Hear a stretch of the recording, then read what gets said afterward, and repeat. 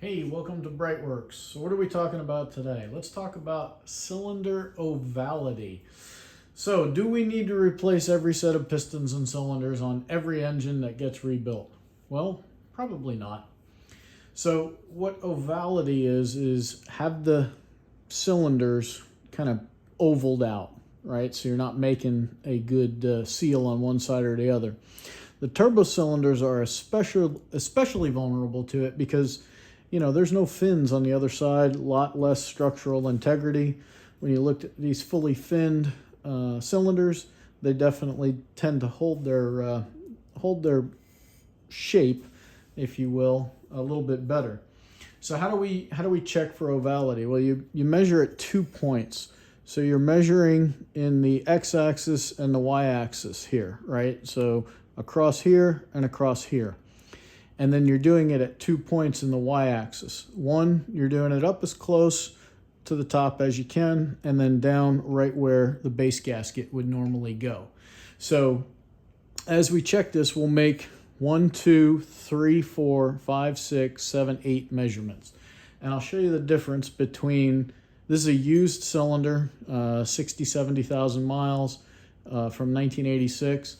And this is a brand new replacement cylinder, Mahle Motorsports upgrade. But let's see what we find. So first thing we'll do is we'll test our old one, all right? So we're just looking for relevant measurements. We're not going crazy here. So we'll set our gauge right there at 0. Okay, so we keep tapping on the 0, move it down. Oh, a little bit tighter on the bottom, maybe a 1. So, and when I say 1, that's 1/10 of a millimeter. Now we do it in the other axis, and we see, oh, this one only gets to the 2. All right, so that's 2/10 of a millimeter. Come down here, it's a little bit tighter, but relatively it's still 2/10 difference. So the cylinder is bigger in this direction than in this direction. Now, 2/10 of a millimeter is within the spec. Spec's 0.04, right? So that would be 4/10 of a millimeter. So if you were on a budget build and you weren't going from a 3.3 up to a 3.4, you probably could reuse these cylinders after cleaning them up and giving them a good home.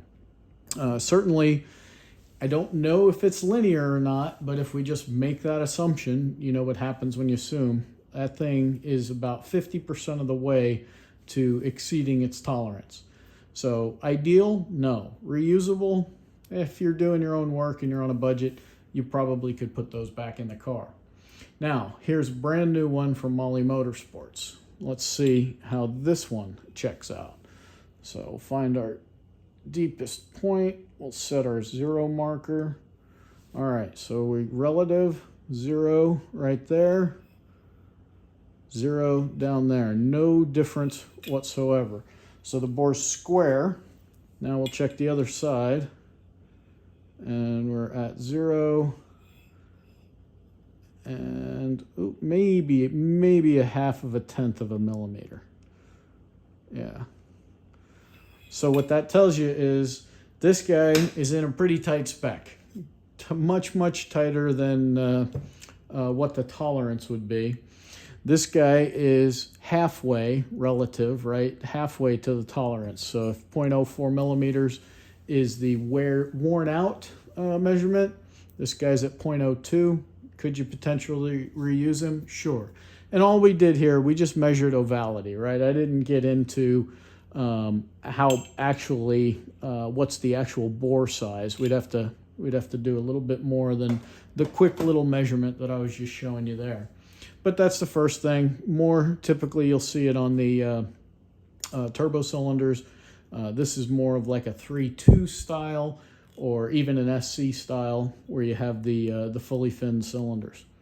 So there you have it. Ovality, you can check for it. That's the first step. If the cylinders aren't oval, then you go and you start to check for the proper dimensions on the actual diameter of the cylinder. But in this case, we're going to a 3.4. We're going to up the compression ratio by almost a full point.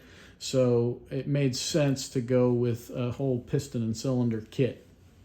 But if all you're trying to do, maybe you got a base gasket leaking or something like that, or you're just trying to re-ring the pistons, you could put those back in and you probably get a decent little life out of them. But again, that's up to you. Budget builds, we're at a point right now where we can get superior hardware. So maybe the budget build is for the next go around. Who knows? Up to you, your call. This is the kind of stuff we check before we make these recommendations to our clients who are trying to decide how deep do we need to go when we rebuild the motor. So good luck. Have a fantastic day. Check us out at BreitWerks.com.